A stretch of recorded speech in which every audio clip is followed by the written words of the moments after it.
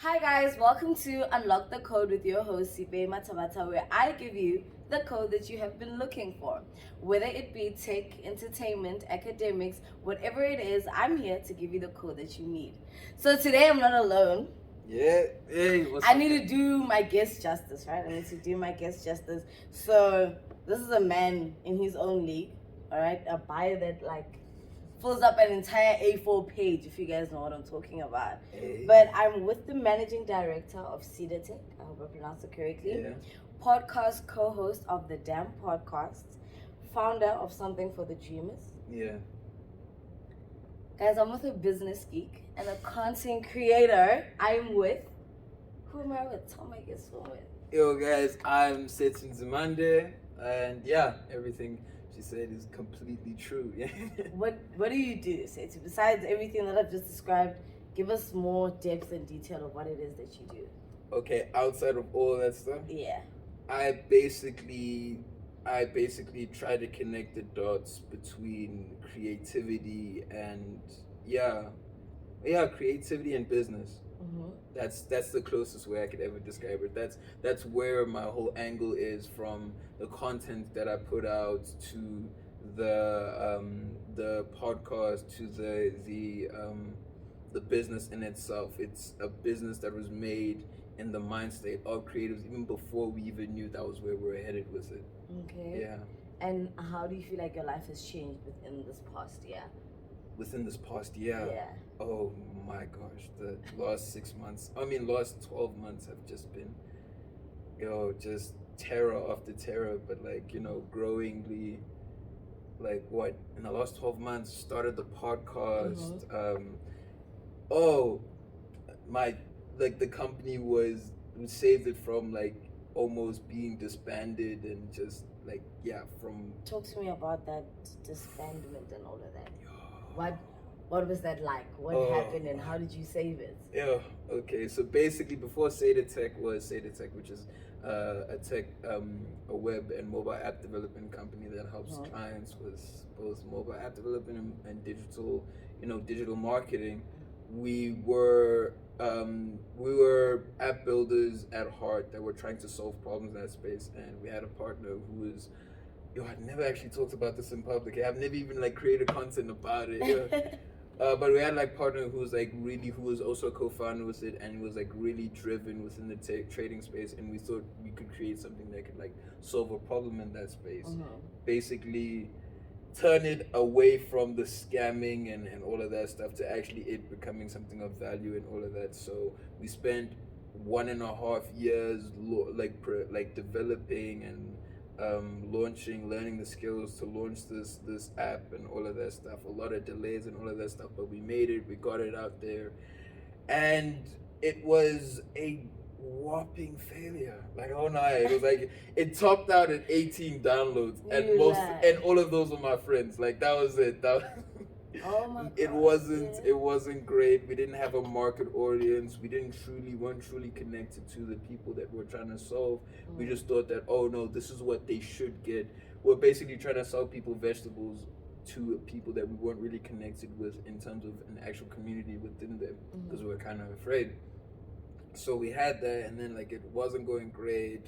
There was a lot of expectations with it, and we almost got in investments, and that would have been really messy if we did get it and all of that stuff. And then we had a falling out with the co-founder, and it was messy. Yeah. It was messy in itself, and it got us to the lowest of lows point where there was a proper month where we were I don't know what to do.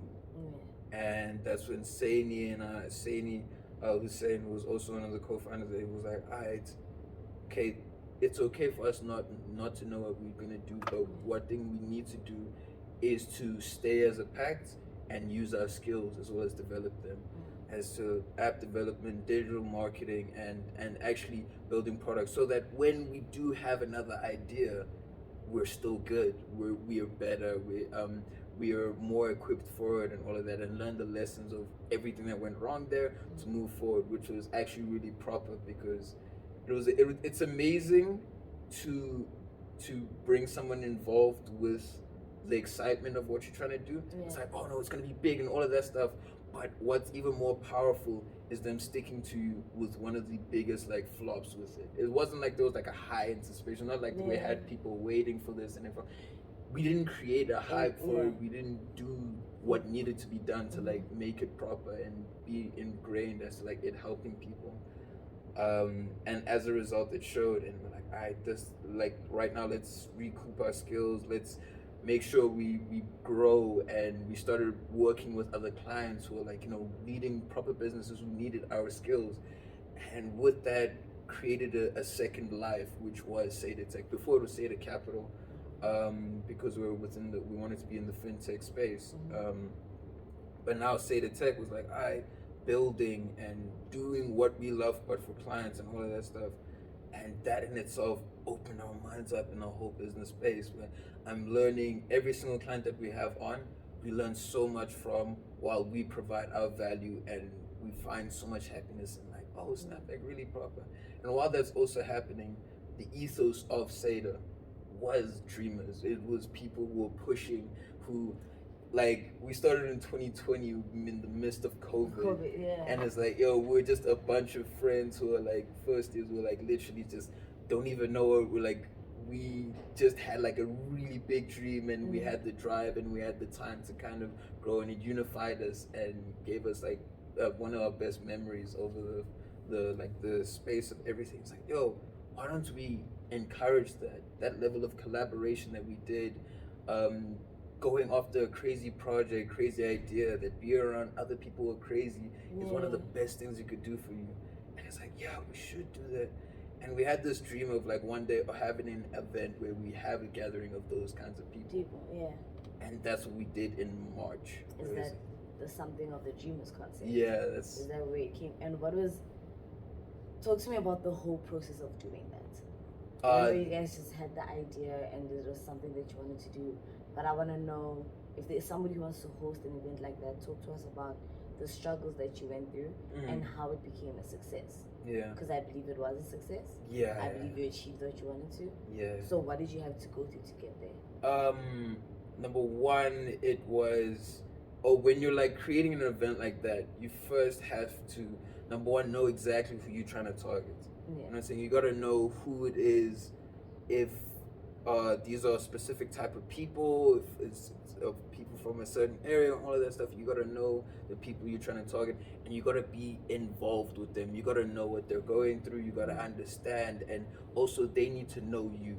So that's what we did. We were like in that space, so we truly understood the whole idea of dreamers, people like that, and people who are pushing and doing something creative that doesn't always co-align with our stuff, but there's always something that we can learn from each other.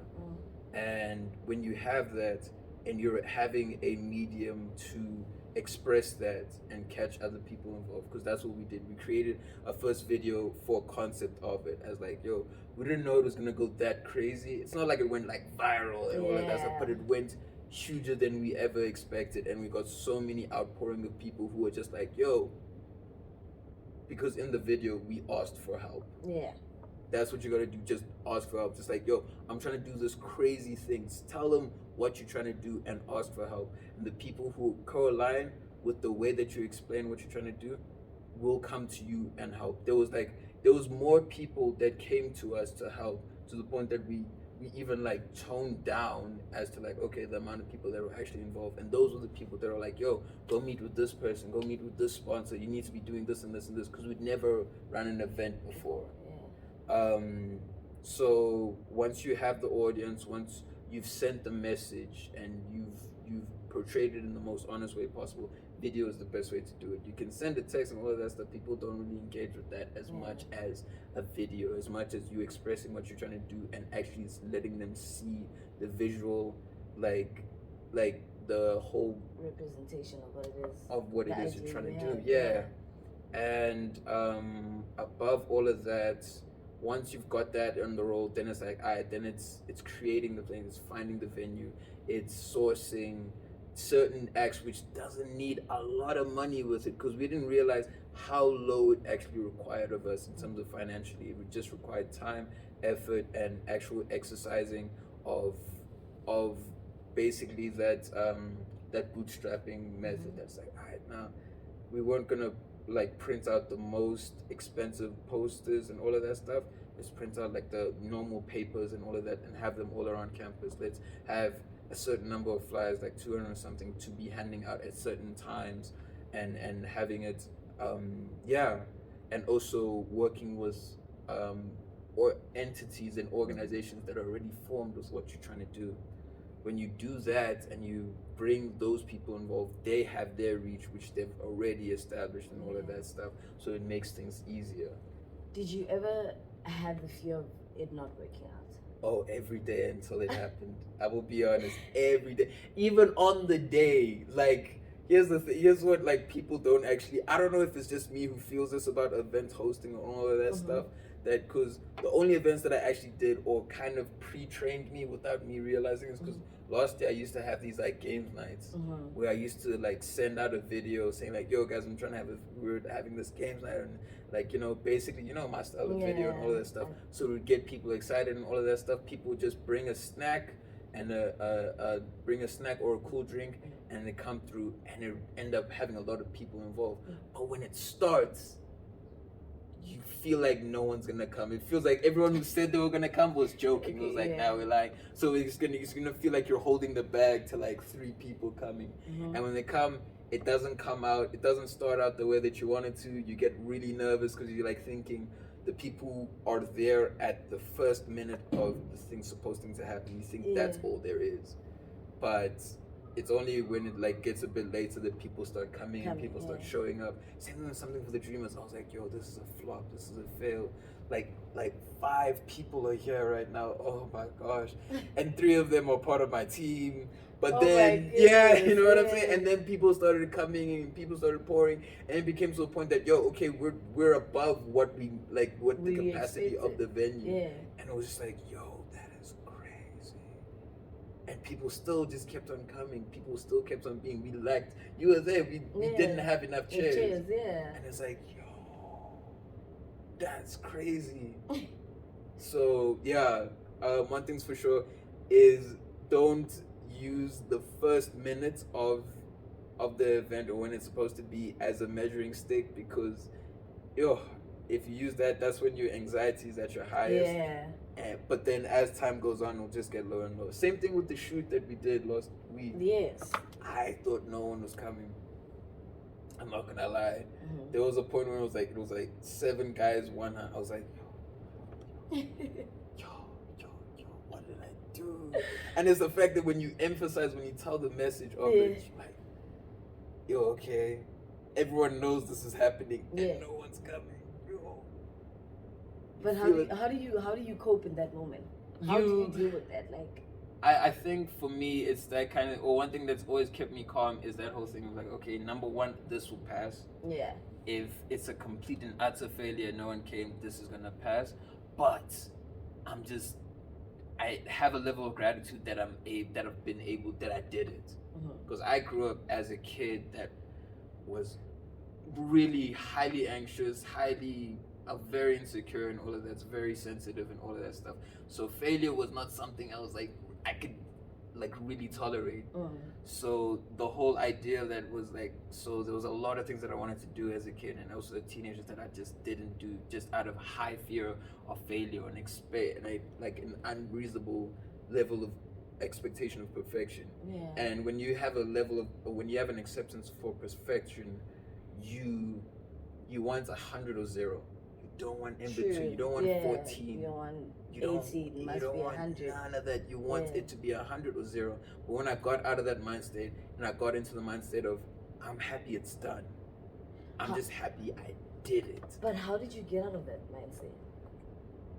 Actually realizing that nothing happened for me with that high level of expectation.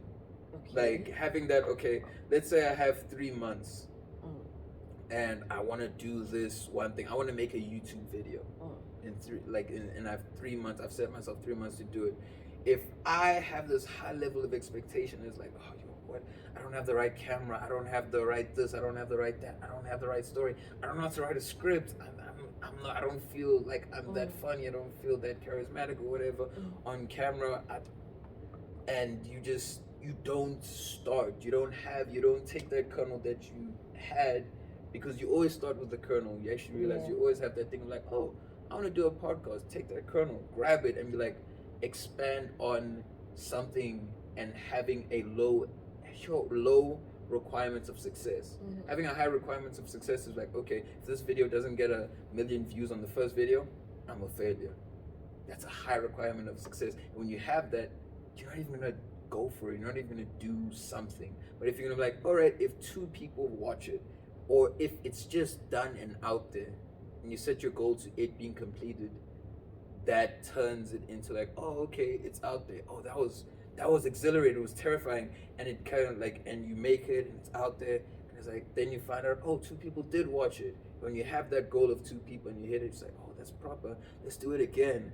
I know I can change that, and when you cringe at yourself, it's actually something. It's one of the best things you can do is to cringe at yourself, because you know you're better. Okay. You know what I mean? Yeah. If you see, oh, a year ago, my videos were so terrible. Ugh. But you didn't make a video ever since that video, you're not going to see any progress. Yeah, you won't. But if in a year's time you look back and you've gone through so much, you've learned such a skill within what you're doing because of the act of actually doing it, you find yourself just being in this crazy state of like, oh snap, I'm really proud of that. Okay, it doesn't have the numbers, okay, sure, I'll work on that, but I'm really proud that I did that, and I'm proud that I kept on going.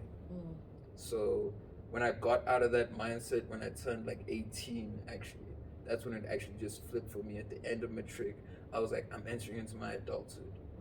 This is the longest period of my life. And if I carry on living how I lived in high school and primary school and all that stuff, it's like fearing of doing stuff. I'm going to live my whole life without the confidence to do something. And then when it's all done, I'm going to be like, oh snap, if only I did this and this and this. But I'm going to find that there were people who didn't have the confidence to do something, but they did it anyway because the fear of not having it done overcomes the fear of it sucking. Yeah. And when I had that, I was like, I bet, let's do it. And now it's like, that's how I choose to live my adulthood. That I'm like, okay, do what it is now. Don't be afraid to suck. And it's a hard thing to accept. Yeah, it is. It's with your personal, it's with, business, it's with going to these events that you feel like you're completely unqualified for and all of that. And it's also like with your personal, I was like, yo, do I have the ability to talk to that girl? I don't know, but I have lived with the pain of regret for so long, and it's been such a real and concrete feeling that like, okay, the pain of failure feels way better because I know, you have a definite answer. You know what I mean? Okay. I don't even know how to react. Like, also, you are touching very serious things. Yeah. Like the fear of failure. Yeah. One thing about me, I'm also afraid of that. And I haven't done a lot of things because of that fear. Right. And it's this. I think that's also why I wanted to talk to you about like your business and entrepreneurship and Tuksnovation and all of that, because you have an idea. You feel like no one believes in it. No one wants to finance it. But I saw the other day you had to present a pitch, and I want to know like that whole process. Like what goes on in your head? How are you able to execute the idea that you have, and where do you even get the confidence to deliver that idea, knowing that there's a possibility they could turn it down? I feel like for me, let me put it in this context. I have an idea, and I'm ready to see through this idea, but I also don't have the knowledge of how to get it to where I want it to be. But I know exactly what I want to do, and I feel like I could go and I could present this deal, but they probably have something better. So now I went through all of that for what? Do you understand what I'm saying? I get you. So I want you to explain to me like your whole Tuksnovation journey, your whole pitching, the whole sponsors thing, your meetings. I want to know how everything works out and how you are where you are today. That one's easy. That's actually an easy question. A lot of people be like, "Yo, that's a lot," but it's like one of those things where, okay, number one, basically you're asking me, how do I get over business Kobaba? Because that fear of getting rejected with your business, because that's a real thing. Because you can get rejected by a romantic person, which is like, nah, it is what it is. Yeah. Maybe it's a tangible thing, or maybe I'm not tall enough, maybe I'm not their type, and all of that stuff. But like to get business rejection, it's like they reject what you sweat for. You know what I'm saying? They reject your intellectual property, what you're trying to build, and all of that stuff. They basically like, nah, we don't believe in it. And they're cool with that. And it's like, it hurts. And when you think about it, it's like it feels total and all of that stuff. But one thing that I've definitely learned in the process of getting a lot of business rejection is that, okay, it's cheesy to be like, nah, you need to fail, whatnot, and all of that stuff. When in actuality, my whole thing is you need to just change your perspective of it, your relationship to what you're trying to do. You got to change it to the destination, to a process of getting there. Create it as a story. Make it fun. Make yourself basically add a level of narcissism into it. Make yourself the main character on this journey to fulfill this business goal. And anything that does happen that doesn't go your way, make it part of the plot. That, like, the writers aren't going to give the hero a straight line, because nothing's interesting with that. If you like do everything what you're supposed to do, like, nothing's interesting. But if you see it like, this is the way that I choose to live my whole life. If you see it as like, okay, when something happens, like, the writers put me in this situation as a character, but they're writing there. I need to now make the decision to make something good out of it. It's like, how do we turn this around? How do we, all right, there's this big pitching thing that's going to be happening at Tuksnovation, because that's what's going on. And it's like, okay, all right, cool. Are we prepped for what we're trying to do? No, not yet. Okay, let me put in the time to prepare for it properly. And when you actually do and actually expand on what you need and actually asking yourself the right questions, it's like, okay, and also seeing the examples of what has been done and what has been accepted, you can get into a state of like, okay, I need to do this and this and this and this. And you don't need to be perfect with it, because no pitch will ever be perfect. Even when it is perfect, people still rejected Uber. You know what I mean?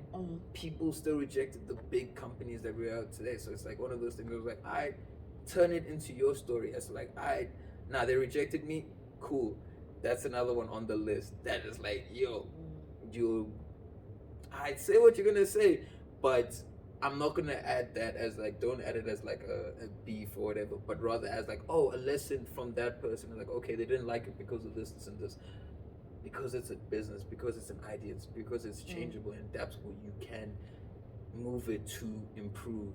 You can, fit and mix and match and finding your people with it. And when we got into this way, when we got into the Tuksnovation pitching thing, it was one thing where I was like, okay, we're coming through to a room full of other student entrepreneurs. It's one thing to feel like you're alone in student entrepreneurship, so you feel special, but when you see a whole room full of people who do what you do or probably better, the anxiety is completely high. And that's how I felt.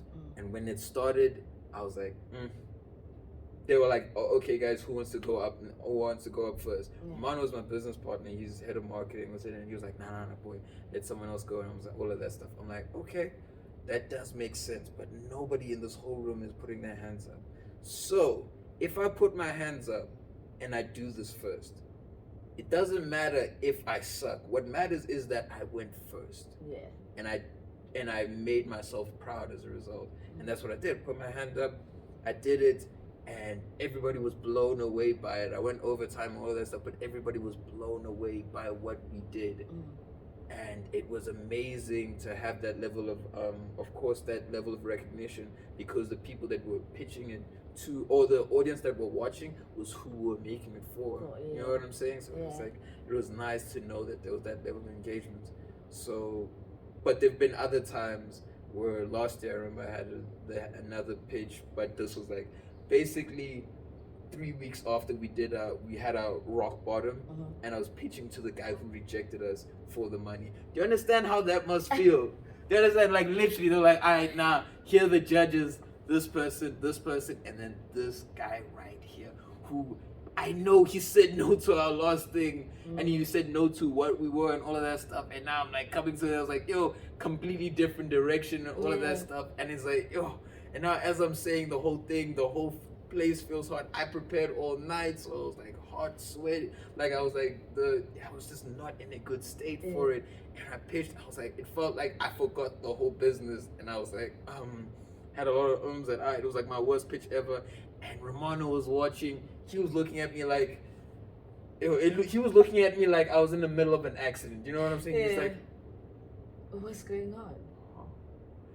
And at the end of it, it was like, it was of course a no. I won't lie, it was like, of course a no. This was like October last year, September last year. Of course it was a no, but it hurt. And I was like, what I was saying, was like, no, damn. And Romano, like, we went to the court, like, we went outside for it. All this. I was like, I shake this off. Understand this feeling. Yeah. See what we did wrong, so we could move forward and move better for it. As a result, and when you have that, you're like, we got better. We did get better with it and all of that stuff. And now he's observing us in its whole self. And it's like, he's observing, and there is still a profound level of respect, because he's a person that, like, he's more like, I don't care what you're doing now. I care that you're doing the same thing for 3 years. You know what I'm saying?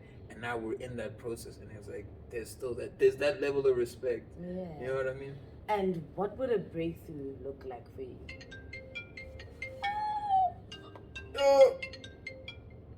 Is it important? Nah. Okay. So what would a breakthrough look like for you? Breakthrough in how? every aspect. Like, when would you feel like, okay, I am where I want to be? I think a breakthrough would be we're at a state where there's people now, okay, with what we're building with Collab, there's people now who are doing things that they never thought they could, and that's actually sustaining them. Okay. That's our break. That for me is the, like, North Star measurement, that, like, okay, if people are now creating things, if they're building projects and collaborating with people and all of that stuff, and doing things that they never thought they could. Like, I never thought I could be doing the stuff that I'm doing as long as I have. If you were to tell me back at the beginning of my journey that, like, yo, boy, like, 3 years from now, you still won't be rich. It's still gonna be hard. You're gonna do way more work than you ever thought possible, but you're still not gonna make it yet. I don't know if I would be able to do it, but it's the fact that I was focusing on, like, actually just doing it, and even though doing it scared, then I was like, all right, let's just see what's going on. And then you meet people that create a profound impact on you. You meet people that not only, there's one level that, like, there's people that inspire you, but there's people that, like, who are, like, inspired by what you do, and make it seem like, oh snap, bro, like, you're, like, feelings on it, when it's like, yo, that in itself makes me, like, pushes me forward. It's like, no, I have to now. I have to keep going. And also there's people that, like, that have a certain Yes, what does a breakthrough what does a breakthrough look like for you? Breakthrough would, number one, be creating a product that helps people. Okay. In what sense? In the sense of them being able to create the projects of their dreams. That's it. That's that in itself. Creating Collab. This is the thing that we're building now. We're gonna release at the Something for the Dreamers. That creating something that, like, that in itself, it's something that people are now getting out of their comfort zone to being a part of, and creating their projects, and getting people involved that they never would have met otherwise, and having a centralized collective of people that are engaging together, creating cooler things, and finding peers, and finding navigating their way, like I am finding my way. And talk to me, what do you think is the importance of networking? The importance of meeting people and going to these spaces? Definitely exchange of ideas. Okay. Basically exchange of ideas and exchange of value. Okay. Because your network, the people, if you like, your network is basically the people you expose yourself to, the people that you can engage with on the stuff you're trying to do. That in itself, if you have a strong amount of people who are like, yo, let's do this, I'm going for this right here, I can help you with this, I need this, they can pretty much plug you for different things. Like, for example, my network has been the reason why I've been able to do everything on my rap sheet. Basically, I've never done anything by myself. I'm sorry, like it's just I've never been able to just like do it like in a closed room. Never. Every single thing, it requires a level of exchanging, people putting you someplace because they see something in you, and you being in relationships with other people and having formed friendships off of what you guys are trying to do. Like for one guy who's like, I'm not gonna lie, he's like just a terrible human being. Senna, I think you know him. Yes, like he's terrible. Like he's just like, you know him. He's annoying. He's obnoxious. He's just, you know what I mean. I was a roommates with him for like 2 years, so I've gotten the worst of the worst. I know. It's a lot. It's a lot. But one thing for sure is that networking with him, or actually us connecting together, it has allowed me to unlock so much of my creativity, because he's the one person who just be like, just do it, just go for it. Like he's the one who actually got me onto like making content. Oh, okay. Straight up, he was literally like, bro, like just do that, just literally do that. Because there was a phase, especially last year, where I was just recording. I didn't want to put anything out because I didn't feel like it was good enough. But what is good enough? Yeah, that's the thing. That is I the feel question. like that stops a lot of people. That's what Senna said. Because we want to put this perfect image out there of something that isn't perfect. Right. I don't know. Like you're not the first person. People have these ideas. They don't follow them through because it's like somebody has that and they're doing it better. Now also you are recording content. You know, everybody now is a content creator. Right. So now you are recording content and you feel like, I did it, but it's not as good as this person. Right. Where does that feeling of comparison stop? Talk to me about how you got over it. Even if it was Senna, I also want to know about how you personally got over it. Because I mean, now you post on your own. Yeah. You don't need him to tell you to do it. Now you can literally just do it. So how did you get over that? It's not gonna be perfect, but I need it out there. It was basically seeing what was already happened. So okay, how can I say? I saw when I could actually there was first the Senna, like, you know, inside I posted after I've completely edited something, and my thing was like, okay, in the whole process of doing something, you have an idea, you execute it, you bring it all together, you edit it. In the level of content creating, you edit it and bring it all together. But putting it out there and being able to like watch other people interact with it, it's like it's another level of joy with it, and being able to look back at a catalog that's just all you. You know what I'm saying? It's all from your idea which you executed. Maybe not as perfectly as it came out in your head, maybe even better, or maybe something different, all of that stuff. But the fact that it's out. Now for me, the one thing that like fuels my content creation, all of that stuff, isn't the quest for like higher numbers, even though that is still there, because you can never remove yourself from that. Whoever tells you otherwise is lying. Or has a complete high level of success that they like can pretend that they don't care. But of course you're gonna care about that. But if you look back at your catalog and be like, oh, I did this, can't believe I posted that, oh wow. Now you're at complete awe of like, oh, that's mine. and you can be at awe, and some people can be at awe and be like, this is enough. But most of the time when you see how fun you got, how much fun you've got out there, you're like, you want to do more. So my thing is not beating the moment. It's not breaking the momentum. That's what keeps me going now. That's like, okay, now back when I was starting, Senna was like, you know, do it, bro. Come on, bro. You are a creative. I'm like, dog, I'm not that creative, like, bro. Like, I'm just says I just do business, bro. I'm a business guy, and it's like, nah, bro, you're creative. Don't get it twisted. And I was like, oh, I hate you. Your breath stinks. But he had a point. And it allowed me to, when I like look back, I'm like, damn, I can't believe we did that. Because on the early videos, I was like posting most of the stuff with him. I was recording with him and posting with him and all of that stuff. And some friends and all of that would be like, oh, you guys are actually really proper and all of that stuff. When I look back at those videos now, they look terrible. Awful. God awful. I get why the likes were like 4 or 5. I get it. Makes sense.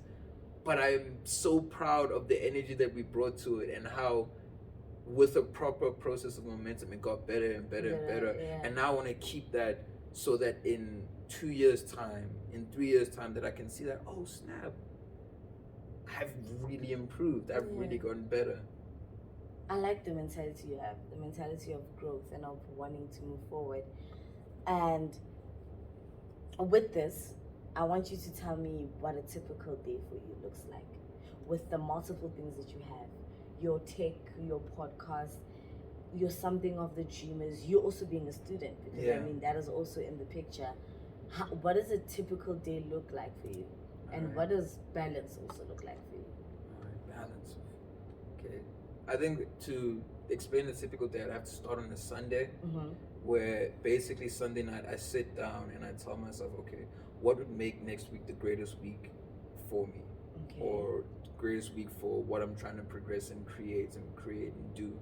So I'll sit down, I'll write down for the different aspects of my life, in terms of maybe school, Seder, the events, and all of that stuff, and all the tasks that need to be done there. And then I distribute it evenly for specific days. It's like, okay, the goal of Monday would be I get that done, knowing that, okay, school's within these times and all of that stuff. Tuesday, same thing. Wednesday, same thing. Thursday, and all of that stuff. And then as the day goes along, as the week goes along, I wake up, I make sure that, okay, I used to be an avid early morning waker. I'm gonna be honest. I used to be like 5 a.m. Senna would tell you all of that stuff, but then I started slipping, but then because I like, even though I started slipping and like waking up at like 8 and all of that stuff, I'm still like getting the stuff done. But it feels like now I'm chasing after the day, and it's running over to like overtime. You know what I mean? Where in actuality, when I wake up early, I have control over my day. I'm able to like today, woke up, went to the gym, meditated, and what's this thing, ate, got my got my bearings in order to like what needs to be done today. Then went to class because I had like a lecture, and then in all the other days it's like, okay, do all those things, have my bearings in order, and then do what's required in terms of, okay, Seder, I need to tend to this client and finish this objective. All right, we need maybe, okay, I need to engage and talk to these stakeholders who are involved with the podcasts and I mean with the events and all of that stuff. And then the podcast in itself, it's more of a background in which I basically just create content around it, or like light research. So just finding the time to be more task orientated rather than time orientated, because I remember I used to want to have a full-on time schedule with my stuff, and it never, and because I'd missed this time, it would ricochet to like, okay, you can't do that, or this moves back and all of that stuff, because my day is completely spontaneous in itself. But I make sure that my key goals are achieved on a day-to-day basis, so I'm better. So I'm not a good time management person, but I am a good task-oriented person. And like, okay, this needs to be done. I'll make sure I give myself the sufficient amount of focus to getting this thing done as quickly as possible.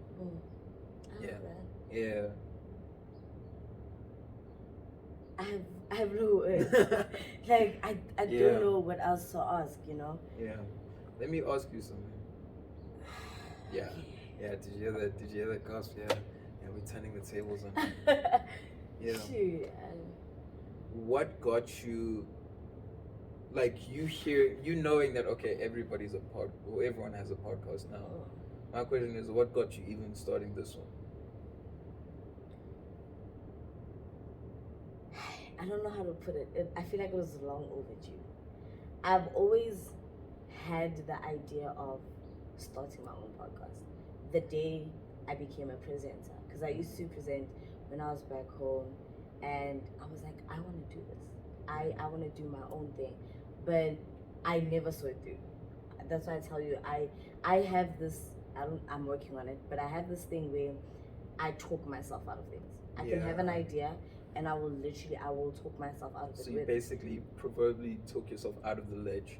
It's like, yeah, you can jump right now, but then some part of you was like, wait, why don't you do this and this and this? Yeah. Exactly. So I think earlier this year, I was like, okay, this year can't end and my podcast isn't out there. Can you see that? Yeah. You know what I'm saying? Like I need to have it out there. I need to start. And then I went through a creative block. I couldn't write anymore. I completely put everything on hold. My social media was on hold, YouTube was on hold, writing was on hold, everything was on hold. But all these things were still happening in my life. Like everything was still going well. And I was like, my podcast. I never let go of that idea. I was like, I need to start it. And then everybody did it. Now everybody has a podcast. Now everybody's doing it. And I'm like, okay, so what I'm gonna do is not gonna be different at all. And then one day I was on a call with a friend and she was like, you know, we're still waiting for that podcast. And I'm like, oh yeah, you know, people are doing it and they're doing great, you know, and we can't all be podcasters, guys. Like, we can't all do it. And she said, yours is different. Yeah. You know, you are not doing what everybody's doing. You are also not, your platform is always different. What you want to do is not going to be the same as what everybody else is doing. Yeah. So just do it. And I amassed it. I literally, after that call, like, I even stopped talking to her. I was just like, you know what? I just need a break from you because you don't understand what I'm going through. And then I had to go through this phase where I was healing and everything. And one day I literally woke up and I drafted the text that I sent you of I'm starting a podcast and I admire your craft. I drafted that text and I just sent it. I sent it out to everybody who I wanted to feature. And the responses were so great. Like, everyone was like, oh my gosh, I'm finally, like, I'm so excited. It's about time. And it's like, so people have been seeing this thing for me, but nobody said anything. Like, they were literally waiting for me to do it. Yeah. And after I sent that text, I think the week after, I was already shooting. I was like, you know what? I'm going to do it. If it doesn't work out, then I've done it. Yeah. You know? Last week we shot and I lost footage, like a lot of footage. Like, now, like, we shoot an episode and whatever. And at night when I had to edit, nothing was there. I think I lost like 3 episodes, which I'm going to reshoot, hopefully. Yeah. But I lost that footage and immediately I wanted to give up. I was like, you know what? I knew it. I knew it wasn't for me. Other people are doing it. They're excelling at it. I will just support. I will clap hands and I'll keep doing what I'm doing. And one of the people I had on the podcast was like, yo, bro, you're so cool. Like, the things you're doing are so great. Yeah. But I'm one person who wants to see success now. Yeah. And that has always stopped me. So I was like, you know what? This time is going to be different. And it's like, I've lost that footage, but you can shoot another one and it'll be better than the last one. So I feel like for me, it was just a matter of I need to get it started. Because if I don't, I never will. That's so true. Yo. So I think that's actually really popular. I think the whole thing of actually starting something that everyone's doing is like, it's such a messed up reason not to do something because everybody's doing something. It is. Because, you know why? Because it's that whole sort of like, okay, why do you want to be a rapper? Because everybody's a rapper now. Yeah. But in actuality, everyone has always been rappers. That's the thing. 80s, there were rappers. In 2009, 2007, 2008, when the Drakes and Kendricks and J. Cole's were coming up, there were a ton of rappers. Yeah. So now, with them having the success that they have now, like if they let the whole idea of like, oh, there's a lot of rappers and all of that, and all of them are rapping about the same subject and all of that stuff, stop them from actually doing what they did, they wouldn't be where they're at, or as creatively accomplished and as the business accomplished as they are. And it's like, yo, that's the same way we should take anybody who's trying to start a rap career, who's trying to start a podcast and all of that stuff. And it's like, yo, as much as there's people who are a mass amount of people who are doing what you're doing, have your edge with it and improve with it. It doesn't have to be extremely experimental off the gate and all of that stuff. It can be a regular conversation, but have your way with it, have fun with it and all of that stuff. And when you have that, it catches on. Like, but I feel like that's also not talked about enough. Yeah. I feel like not everybody has this. Yeah. Like, for me to also want you here and want everybody else here, I've been watching you guys, and I'm like, man, they're doing it, but other people are also doing it, but they're doing it and they're doing it differently. I feel like there are a lot of people who feel like they can never be like the people they look up to or the people around them. You're not the only one with a business. I'm sure your friends have businesses too. You're also not the only creative. Your best friend is a creative, but you are both doing things that are different, you know? Stretch. But I mean, like, I don't know. I don't think it's talked about enough, because I also never had somebody talk about it with me. It's that thing of, I feel like everybody is doing it. What's going to make me different? And I feel like that is the fear that stops a lot of people. A lot of people with a lot of different things that they're trying to do. And it's like, yo. But how do we get over that? How do we progress as a generation now? Ego. Senna's gonna be completely against me for this, but ego. Ego of saying that, yeah, everyone can do what they do. Everyone can make, an energy drink and all of that, but not everyone can make a Red Bull. Everyone can make a rap album, but not everyone can make a To Pimp a Butterfly. You know what I'm saying? And having that self-belief as to like, yo, I'm gonna do it, and because it's done by me, it's going to be different. It's gonna catch on, because you have to have that level of like self-love. You know what I'm saying? That I've got this. I can do this. Like no one, like if I don't do this, you know what I'm saying? People are just gonna have to, settle for mediocrity because they never met me. You have to embrace that. You gotta embrace that. Senna calls it channel your inner Kanye, basically, to doing these stuff, because it's like, yo, if you stay, of course, for me it's like I like juggle from Kanye to J. Cole, because like for me, I'm a huge Cole stan and completely.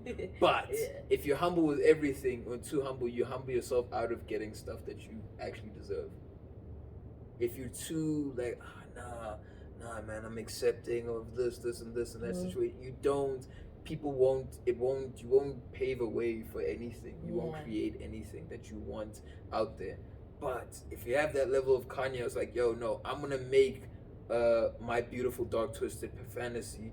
It's going to be one of the most bizarre this and that, because I made it. I feel that about myself. And it doesn't need to be real. That confidence doesn't need to be real. It doesn't need to be absolute. It doesn't need to be that whole thing. I have 100% certainty I'm gonna do this, and I have 100% certainty it's gonna work out. My thing is that my whole approach is, I'm gonna do this, I'm gonna do it bold, and when it works out, I'm like, oh, no, I didn't think that was gonna work out, but hey, man, that's crazy, we did it.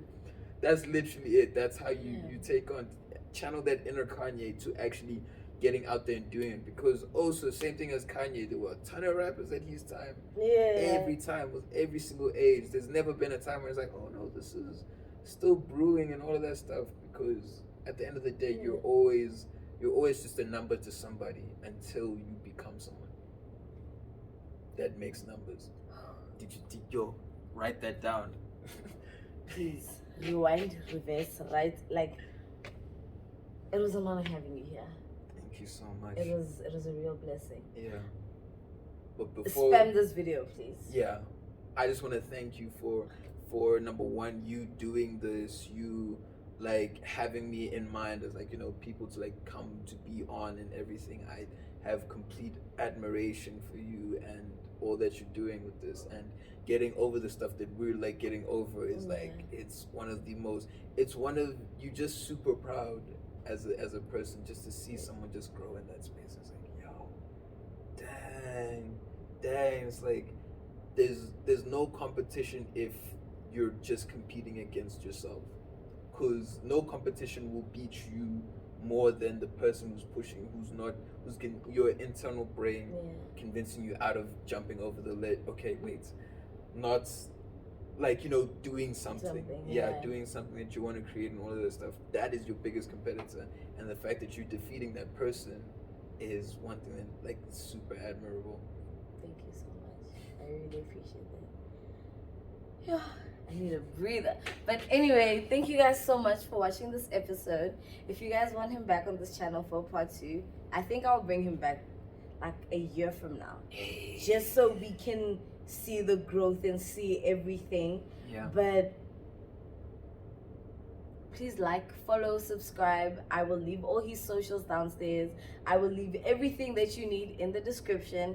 And yeah, I love you guys. Until the next episode. Bye. Bye. Oh my gosh. Yo, that was super